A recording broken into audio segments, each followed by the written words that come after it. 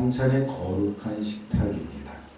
제자들의 발을 씻기신 주님의 지극한 그 사랑이 흐르던 자리에 예기치 못한 폭탄 선언이 떨어집니다.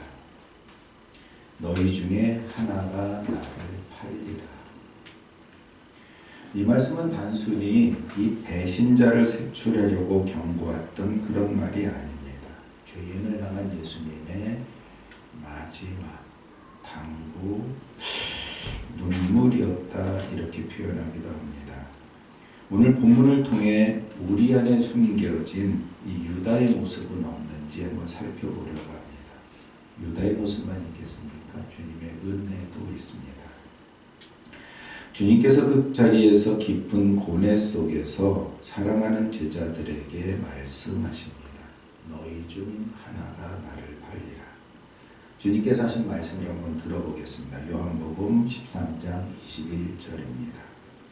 예수께서 이 말씀을 하시고 심령이 괴로워 증언하여 이르되 내가 진실로 진실로 너희에게 이르노니 너희 중 하나가 나를 팔리라 하시니.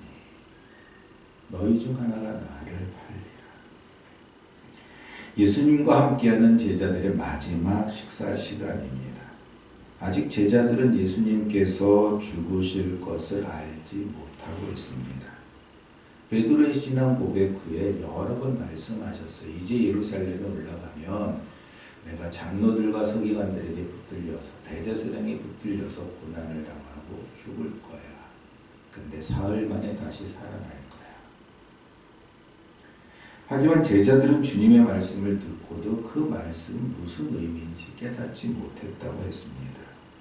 실제로 주님께서 고난을 당하시고 죽으시고 부활하신 후에야 성령을 받은 후에 이 말씀을 기억하고 이 말씀의 의미를 깨닫고 그 말씀을 증언하기 시작했다고 성경은 이야기합니다.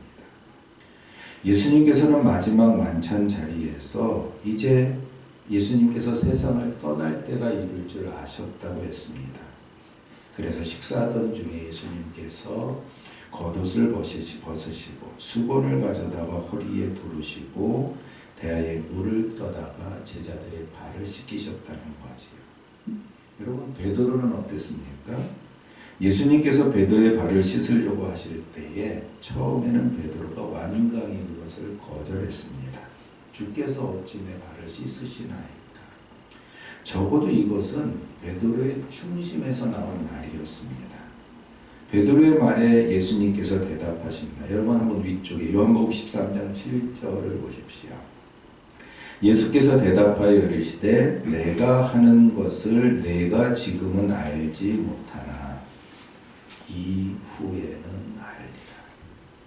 예, 지금은 알지 못하지만 나중에 알게 될 것이다 말씀하십니다. 예수님의 말씀대로 베드로뿐만 아니라 제자들은 성령을 받은 후에야 예수님께서 하셨던 말씀들을 이해하게 되었습니다. 베드로가 예수님께서 자기 발을 닦으시는 것을 거절할 때 예수님께서 말씀하셔요. 8절을 보십시오. 베드로가 이르되 내 발을 절대로 씻지 못하시리이다.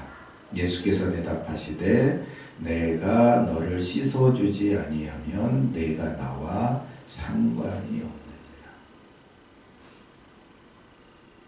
내 발 절대 씻지 못합니다. 이것은 베드로가 그 당시의 환경, 그 당시의 문화로 비춰보면 당연히 해야 할 말입니다. 여기 절대로 성경을 보니까 영원히로 번역할 수 있다고 되어 있어요. 영원히 이건 안 되는 일입니다. 그렇게 말할 정도였어요. 유대 관습대로라면 제자가 스승의 발을 닦는 것도 당연할까요? 당연하지 않을까요?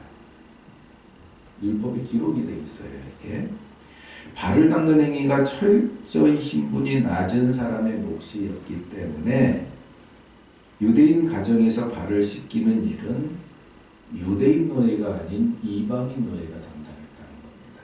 이방인뿐만 아니라 유대인들도 노예가 될 수 있었어요. 돈 문제로, 빚 문제로, 혹은 여러 가지 문제로 유대인이 유대인의 노예가 될 수 있었다는 거죠. 한정적인 기간 동안에. 물론 예수님 당시에는 그것이 그냥 계속 이어지는 유대인들의 범죄이기도 했지만, 하지만 같은 유대인 노예에게는 발을 씻게 하지 아니하였다는 거예요. 왜냐하면 발을 씻기는 것은 그 사람의 인격을 너무 비하하는 것이라고 여겨서 랍비들이 이를 금지시키는 가르침을 기록해 놓았을 정도라는 것입니다. 유대 전통을, 그러니까 성경을 해석하고 그것을 가르치는 탈무드나 미시나에 보면 히브리인 종에게는 주인의 발을 씻거나 주인의 신발을 벗기는 일을 시켜서는 안 된다, 이런 구절이 있다는 거예요. 적어놓은 거예요. 제자가 할 수 있는 일은 스승이 신발을 신을 때 신발끈을 묶거나 벗어놓은 신발을 들고 가는 정도까지는 할 수 있다는 거예요. 그런데 이것도 규정으로 적혀 있다는 거죠. 그런데 제자가 아무리 스승을 존경해도 발을 씻기거나 신발을 벗기거나 하는 일은 그만큼 비천한 일로 여겼기 때문에 제자들에게 시키지 않고 종에게 시켰다는 거죠. 세례 요한이 예수님 올 것을 예언하면서 자기는 그의 신발끈 풀기도 감당하지 못하겠노라, 이 말이 그런 의미를 담고 있는 거예요. 나는 낮춤, 나는 종처럼 천한 일도 감당할 수 없다. 그분은 귀하신 분이다. 이런 의미가 거기 담겨 있다는 거죠. 그들이 그런 생각을 가지고 있었는데도 불구하고 예수님께서 겉옷을 벗고 수건을 허리에 동이고 대야에 물을 담아서 제자들의 발을 씻기고 계신 거예요. 그러니까 베드로가 당연히 예수님께서 자기 발 씻는 것을 거절할 수밖에 없었다는 거죠. 엄마, 하지만 예수님의 생각은 달랐습니다. 요한복음 13장 8절을 다시 보십시오. 베드로가 이르되 내 발을 절대로 씻지 못하시리이다. 예수께서 대답하시되, 함께 읽겠습니다. 내가 너를 씻어주지 아니하면 내가 나와 상관이 없느니라. 예수께서 대답하셔요. 내가 너를 씻어주지 아니하면 내가 나와 상관이 없느니라. 이 씻어주는 예식이 얼마나 중요한지를 말씀하시는 거예요. 특히 여기 상관이 없다라는 말에 주목해 보십시오. 이 말은 헬라어로 메로스라는 단어인데요. 이 메로스의 의미는 떡 한 조각 할 때 그 한 조각을 의미해요. 전체에서 한 부분이라는 뜻입니다. 건물에 사용되면 건물의 방이나 부엌이라는 한 부분을 의미하고, 옷에 사용되면 옷의 한 조각을 의미해요. 몸에 사용하면 이것이 지체라는 단어로 번역이 됩니다. 그런데 이 말을 재산하고 연결하면 유산의 한 부분이 돼요. 여러분, 유산이 뭐예요? 가진 자가 죽고 나면 자녀들에게 물려주는 재산이 유산이잖아요. 그 중에 한 부분, 내게 다 떨어질 것, 내 목. 이게 바로 그 메로스, 상관이라는 단어입니다. 성경에는 기업이라고 번역하기도 하고 분깃이라고 번역하기도 하지요.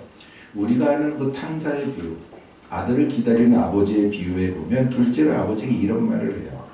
아버지여, 재산 중에 내게 돌아올 분깃을 내게 주소서. 아버지가 죽어야 줄 수 있는 그 분깃, 유산을 살아계신 아버지한테 달라고 해요. 얼마나 회유나입니까? 그런데 그가 말했던 분깃, 이게 메로스예요. 그러니까 유산이라는 거죠. 그러니까 오늘 요한복음 본문에서 예수님께서 내가 나와 상관이 없느니라 라고 하신 말씀은 예수님으로부터 하늘의 유산으로 받을 하늘의 상속, 그것을 받을 수 없다, 이 말씀이에요. 그러니까 예수님께서 제자의 발을 씻는 그 모습이 하늘의 상속을 받을 만한 그러한 의미를 부여하는 중요한 예식이라는 거죠. 베드로는 예수님의 말씀을 듣고 즉각 이해를 했습니다. 메로스, 상관없다라는 말이 얼마나 큰 말인지를 알아들었다는 거죠. 그래서 얼른 말을 바꿔요. 발뿐만 아니라 손과 머리도 닦아주옵소서, 씻어주옵소서. 이 예수님께서 말씀하십니다. 이미 목욕한 자는 발밖에 씻을 필요가 없느니라. 온 몸이 깨끗하니라. 이에 덧붙여 한 말씀 하시지요. 너희가 깨끗하나 다는 아니니라. 이 말은 두 가지 의미로 해석할 수 있어요. 너희가 깨끗하나 다는 아니니라. 온몸을 씻어서 깨끗하다. 다는 아니야. 발은 더러워. 이렇게 이해할 수도 있고, 우리가 잘 아는 것처럼 제자들 전체가 다 거룩하지만 그 중에 하나가 나를 팔리라 하시는 것처럼 너희들 다 거룩하지만 하나는 아니야. 이런 의미로 해석할 수도 있다는 거예요. 온몸이 깨끗하지만 발은 깨끗하지 않다라는 의미로 해석하면 발만 닦으면 되지요. 그런데 제자들 중에 깨끗하지 않은 자가 있다는 의미로 본다면 그 팔자가 누구인지 가리키는 의미로 해석할 수 있어요. 이처럼 예수님께서는 예수님을 배반하고 예수님을 팔자가 누구인지 아시면서도 그의 발까지 씻어주셨다는 거죠. 유다 앞에서도 종된 모습으로 무릎 꿇고 앉아서 그 모습을 그대로 보여주셨고 그 모든 제자들과 똑같이 동일하게 대하셨다는 겁니다. 이게 예수님의 사랑입니다.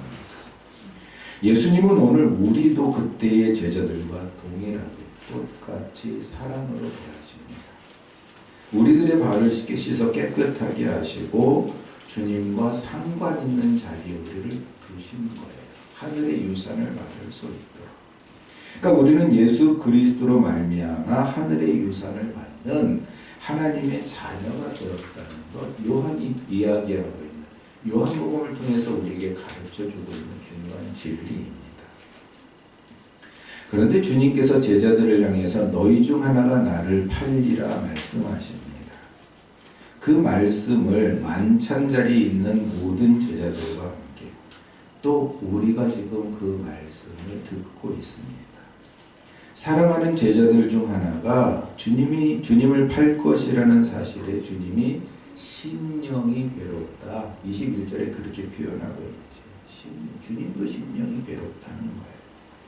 사랑을 쏟았던 제자가 멸망의 길로 가는 것을 지켜온 예수님의, 하나님의, 창조주의 그 비통함입니다. 하지만 우리는 하나님 나라의 상속자로서 우리의 분깃을 상속받게 될 것입니다. 더 중요한 것은 우리가 받을 분깃보다 우리가 그 분깃을 받을 수 있는 하나님의 자녀가 되었다는 거예요. 그러니까 그 분깃 받거나 안 받거나 다 내 거예요. 예수님께서는 세상에 있는 자기 사람들을 사랑하시되 끝까지 사랑하신다고 말씀하고 있습니다. 예수님은 예수님을 팔 유다에게도 떡 한 조각을 적셔서 주셨습니다. 사랑의 표현이지요. 여기 오늘 우리에게 주신 말씀이 있어요. 23절부터 26절을 보십시오. 예수의 제자 중 하나 곧 그가 사랑하시는 자가 예수의 품에 의지하여 누웠는지라. 시몬 베드로가 머리짓을 하여 말하되 말씀하신 자가 누구인지 말하라 하니 그가 예수의 가슴에 그대로 의지하여 말하되 주여 누구니까. 예수께서 대답하시되 내가 떡 한 조각을 적셔다 주는 자가 그니라 하시고 곧 한 조각을 적셔서 가룟 시몬의 아들 유다에게 주시니. 너희 중에 하나가 나를 팔리라 하신 주님의 말씀에 제자들이 당황했어요. 그리고 서로 바라보면서 누구에게 대하여 말씀하시는지 의심하며 바라보았다는 거죠. 예수님의 제자 중 하나가 예수님의 품에 의지하여 누웠습니다.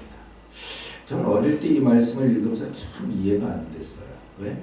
밥 먹으려고 누웠는데 누웠다는 자세가 이제 우리가 밥 먹는 자세하고 이 당시에 이스라엘 백성들이 유대인들이 밥 먹는 자세가 달랐다고 하지 않습니까? 근데 밥 먹으려고 누웠는데 여기 가슴에 누웠으면 밥을 어떻게 먹지? 이런 생각을 하니까 이 말씀이 이해가 안 되었어요. 그런데 이 상황을 문화적으로 당시 시대 상황에 반영해서 이렇게 살펴보면 이래요. 당시 로마나 그리스의 풍습에 따라서 왼쪽에다가 쿠션 같은 걸 받치고 왼쪽 팔꿈치를 대고 이렇게 엎드립니다. 그러니까 식사 자리를 준비하면 세 사람 정도가 누울 수 있는 커다란 침상. 우리는 바닥에 앉지만 신발 신고 다니는 사람이 봉사할 수 있도록 사람이 세 사람 정도 누울 수 있는 커다란 침상을 세 개를 배치를 해요. 그래서 트리클리늄이라고 말합니다. 트리는 3이라는 뜻이고 클리늄은 병원에서 클리닉이라고 표현하잖아요. 누워서 대접받는 자리라는 표현이에요. 종들이 대접하고 자유자가 누워서 자유롭게 식사하고 이야기하고 정치적인 상황 나누고 하는 그 자리가 트리클리늄이라는 거지요. 그러니까 오늘날처럼 의지에 앉아서 식탁에 앉아 식탁을 하는 게 아니라 거의 누운 자세예요. 엎드린 자세지. 이래 앉아서 떡을 떠먹고 그러면 다 같은 방향으로 이렇게 누워있다고 뺑 눌려서 U자 모양으로 누워있으면 이쪽에 앉은 사람의 등이 당연히 저쪽이지 않습니까? 그러니까 등을 의지하여 가슴에 의지했던 얘기는 그 자세 그대로 있었다는 얘기를 이해할 수 있어요. 그리고 당시 문화를 살펴보니까 뺑 둘러 식사를 하는 자리에 침상 하나, 침상들, 침상 셋이면 예수님은 어디 있느냐? 저는 중앙에 계시다고 생각을 했는데 그게 아니라 첫 번째 침상의 가운데 계셔요.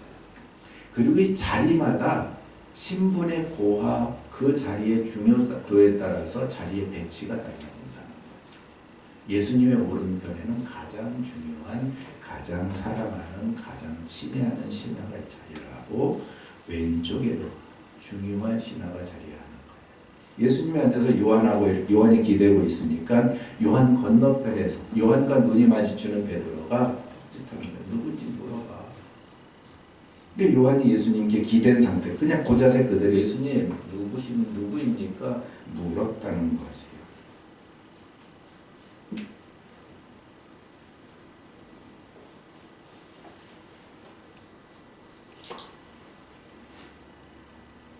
그래서 이 본문 23절을 보면 한 제자가 예수의 품에 의지하여 누웠고 사랑하시는 가장 가까운 제자가 예수님을 향해서 물었어요.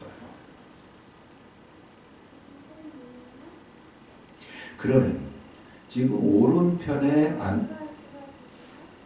요한, 사랑하는 제자가 요한이라고 생각이 되고 왼편에는 누구였을까를 따져보는데 왼쪽에 만약에 베드로가 있었다면 오른쪽에 있는 요한에게 턱짓할 필요가 없죠. 옆에서 바로 물어보면 되니까. 근데 베드로도 아까 말한 것처럼 요한과 눈이 마주치는 맞은편에 있었을 것이고 그 베드로의 이 턱짓에 따라서 머리짓에 따라서 요한이 예수님께 주여 누구니까 물어요. 예수님의 대답을 한번 보십시오. 26절입니다.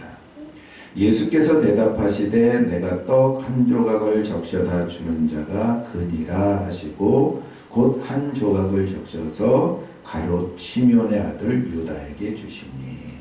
예수님께서 떡 한 조각을 적셔서 시몬의 아들 가룟 유다에게 주셨다는 거예요. 예수님도 식사하시느라 이렇게 누워있는 상황인데 떡을 한 조각을 주셔서 주셨다는 거죠. 어떻게 줄 수 있어요? 요한은 여기 있고 찍어서 먹어. 나도 주면 바로 제일 가까운 오른쪽 왼편에 유다가 있었을 것이다. 이렇게 보는 거예요. 그러니까 요한, 예수님, 유다. 왜냐하면 유다가 하는 일이 있었어요. 제자들 중에서 돈깨를 맡고 있었다고 그랬죠. 돈깨를 맡은 사람은 다음 행사를 준비할 때 먼저 가서 물품을 사든지 준비해서 먼저 준비하는 자리예요. 굉장히 중요한 위치인 거죠. 그러니까 예수님 옆에 있었을 것이다. 이렇게 이해도 충분하다는 거지요. 27절을 보면 예수님께서 떡 한 조각을 적셔서 유다에게 주시면서 유다에게 말씀하십니다. 내가 하는 일을 속히 하라. 근데 떡 한 조각을 적셔서 주시는 것을 아주 중요한 일, 아주 친애하는 사람에게 하는 행동이다 이렇게 이해하기도 하지만 제가 보기에는 식사 자리에서 반찬 하나 얹어주는 거 꼭 친애하기도 하고 그렇기도 하지만 자연스러운 그냥 일상적인 일로도 볼 수 있어요. 물론 부모가 반찬 하나 아들, 딸 숟갈 위에 밥그릇에 얹어주는 것 사랑의 행위지요. 근데 밥 먹으면서 맛있는 거 이렇게 덜어주는 것은 그냥 일상적으로 할 수 있는 일이잖아요. 조금 더 친애했다 뭐 이렇게 표현할 수도 있어요. 그렇다고 해도 지금 떡을 준 그 상황이 너무 자연스러워서 예수님께서 말씀하시고 그 행위를 했지만 제자들은 아무도 유다가 그럴 거라는 것을 생각하지 못했다는 거예요. 알지 못했다는 거죠. 그러니까 그냥 자연스러운 행위를 하신 거예요. 떡을 왜 적셔서 먹을까요? 근데 우리 떡 적셔서 먹으면 가끔 있구나. 커피에다 적셔 먹거나 우유에 적셔 먹거나 스프에 묻혀 먹거나. 근데 우리 떡은 부드러워서 그냥 먹어도 되는데 유대인들의 유월절 식사라면 무교병이에요. 누룩을 넣지 않은 밀가루를 그냥 반죽해서 구운 빵이에요. 구운 떡이죠. 빵이고. 한번 생각해 보세요. 밀가루 이렇게 구워 드신 적 있으시죠? 맛도 없고 딱딱하고. 막 갓 구웠을 때는 조금 부드럽긴 하지만 조금만 식어도 딱딱해지는 거. 그러니까 적셔서 먹어야 되는 거예요. 그 상황 그대로 있는 거죠. 예수님께서 옆에 있는 유다에게 떡을 적셔서 주셨습니다. 그래서 본문과 같이 떡을 적셔서 옆에 있는 사람에게 주어서 먹게 하였고 그 떡을 받은 유다가 그것을 먹은 거예요. 예수님께서 그 떡을 주실 때 그 떡을 받고 그의 마음이 바뀌었다면 좋았을 것 같습니다. 하지만 유다는 그 떡을 받은 후에 마음에 생각하던 것을 실행하기로 굳게 결심했어요. 요한은 이것을 유다의 마음속에 사탄이 들어갔다 이렇게 표현하고 있습니다. 이미 계획하고 있던 나쁜 일을 결심했다는 거지요. 그러니까 요한이 보기에 사탄이 그 속에 들어가지 않았다면 행할 수 없는 일을 유다가 생각하고 있었고 이제 행하려고 결심까지 했다는 거예요. 예수님께서 떡 조각을 적셔서 유다에게 주신 행위는 자연스럽고 사랑스러운 행위였지만 유다가 그 행위를, 그 사랑을 받아들이지 않은 겁니다. 오히려 생각했던 악한 일을 더 굳게 하였어요. 30절을 보십시오. 유다가 그 조각을 받고 곧 나가니 밤이라. 유다가 그 조각을 받고 곧 나갔다. 바로 나갔다. 제자들이 생각하는 것처럼 예수님의 말씀을 곧 실행하려고 나간 모습이라 얼마나 충성스러운 모습입니까? 근데 나가니 밤이로라 이렇게 표현하고 있습니다. 6월절 식사가 해질 무렵, 해진 후에 시작되니까 식사가 끝날 때쯤이면 밤이 되는 것이 맞습니다. 하지만 이 30절은 빛 대신 예수님을 떠난 유다의 자리가 어둠이었다라는 것을 함께 표현하고 있습니다. 이후로 예수님을 따르던 제자들에게 고난이 닥쳐옵니다. 고난이 닥쳐오면 모든 제자들이 다 흩어져 떠나버릴 것입니다. 모두에게 밤이 찾아오는 거지요. 하지만 예수님께서는 제자들이 하신 말씀이 있어요. 너희는 세상의 빛이라. 빛이 되어라라고 말씀하시지 않고 너희가 세상의 빛이라라고 말씀하셨습니다. 제자들이 고난으로 인해서 흩어졌고 그들에게도 밤이 왔습니다. 하지만 그들이 그 빛이기 때문에 그 밤을 밝히는, 그래서 밤이 아니에요. 제자들의 밤은 그렇다는 거지. 예수님을 영접한 그들 안에는 예수님이 계셔요. 예수님을 영접한 그들은 하나님의 자녀입니다. 하나님의 자녀들에게는 유다에게 임한 것과 같은 밤이 없습니다. 그들이 가는 곳마다 예수 그리스도의 빛으로 빛나기 때문입니다. 여러분이 가는 곳도 그래요. 여러분들의 삶이 예수 그리스도를 믿는 크리스찬으로서의 삶으로 그대로 드러난다는 거죠. 그래서 주의하며 살 필요가 있어요. 착하게 살 필요가 있어요. 선하게 살 필요가 없어요. 있어요. 그런데 우리 속에는 착하고 선한 것이 없어서 그냥 우리 속에 있는 대로 살면 우리 모습도 세상 사람들하고 크게 다르지 않는 삶을 살게 됩니다. 하지만 우리가 안에 예수 그리스도가 의 빛이 있어서 빛나요. 유다는 떡을 받고 예수님을 떠나서 어둠으로 들어갔습니다. 하지만 예수님과 함께하는 제자들은 고난이 닥쳐도 어둠에 들어가지 않습니다. 왜냐하면 그들이 주님의 빛으로 그 어둠을 밝히고 있기 때문에. 사는 거 힘드시지요? 힘드시지요? 그래도 주님과 함께하는 삶은 어둠이 아닙니다. 예수님께서는 유다에게 내가 하는 일을 속히 하라고 말씀하셨습니다. 여기 우리에게 주신 말씀이 있어요. 예수님께서 유다에게만 내가 하는 일을 속히 하라 말씀하실까요? 27절 보십시오. 조각을 받은 후 곧 사탄이 그 속에 들어간지라. 이에 예수께서 유다에게 이르시되 내가 하는 일을 속히 하라 하시니. 자, 이것을 그냥 27절만 가지고 판단하면 내가 나를 팔 계획을 가지고 있으니까 가서 얼른 팔아라, 이런 말씀으로 들릴 수도 있습니다. 근데 오늘 우리에게 하시는 말씀이라면 어떻게 받아들여야 될까요? 만일 그런 악한 생각을 가지고 있었다면 돌이켜라, 회개하라 하는 말씀이 되지 않겠습니까? 세례 요한도 이 땅에 와서 복음을 선포하기 시작하면서 첫 번째 한 말이 그거였어요. 회개하라, 천국이 가까이 왔느니라. 예수님도 동일한 말씀을 하십니다. 회개하라, 천국이 가까이 왔느니라. 여러분, 회개는 하나님께로 돌이키는 거예요. 세상을 향해, 다른 신을 향해 가던 그 발걸음을 멈추고 하나님을 향하는 겁니다. 내가 하는 일을 속히 하라 하는 말씀 속에 내가 하려던 그 일을 버리고 회개하고 돌아오라는 말씀도 함께 들어있다고 합니다. 오늘 우리에게 하시는 말씀이라면 더더욱 그렇죠. 예수님은 우리에게도 오늘 떡 한 조각을 적셔주시며 말씀하십니다. 내가 하는 일을 속히 하라. 유다는 자기가 계획하던 악한 일을 속히 행하려고 나아갔습니다. 주님께서 저와 여러분에게 내가 하는 일을 속히 하라고 말씀하십니다. 여러분은 어떤 일을 행하시려고 합니까? 유다는 그 떡을 받고 나가니 밤이었습니다. 그리고 유다는 밤에 일을 행하였습니다. 우리도 바울의 이야기에 따르면 우리도 이전에는 어둠에 거하던 자들이었습니다. 사도 바울이 성도들에게 말합니다.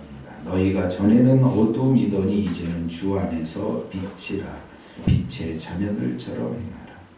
에베소서 5장 8절에 기록된 말씀입니다. 한번 찾아보시겠습니다. 에베소서 5장 8절입니다.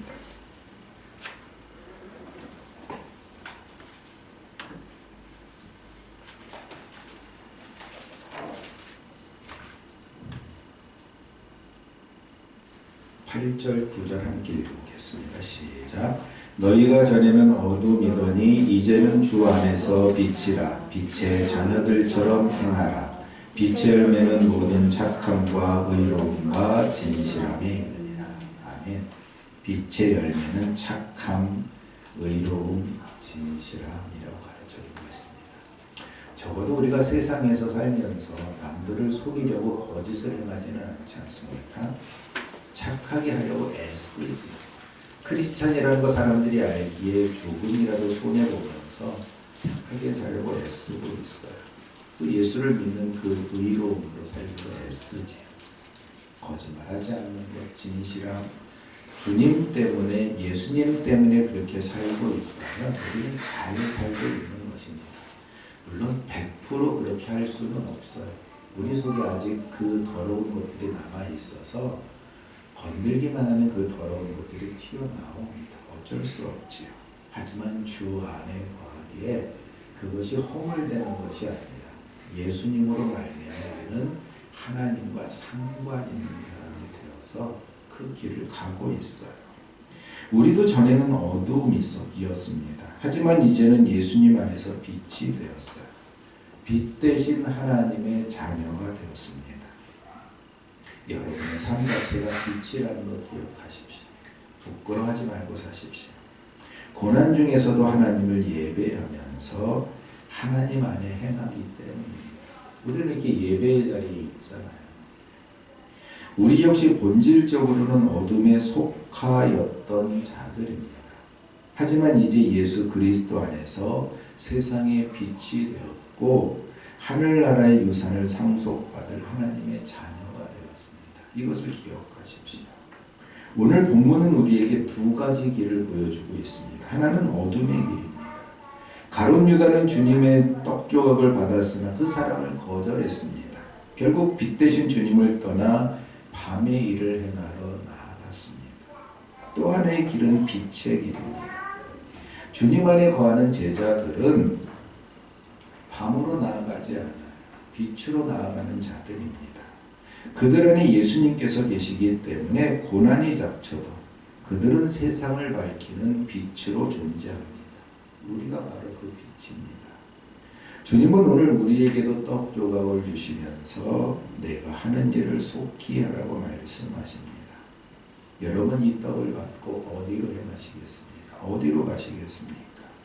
유다처럼 어둠의 일을 행하러 나아가시겠습니까? 아니면 빛의 자녀로서 주님의 일을 행하시려고, 주님께서 기뻐하시는 일을 행하시려고 나아가겠습니까?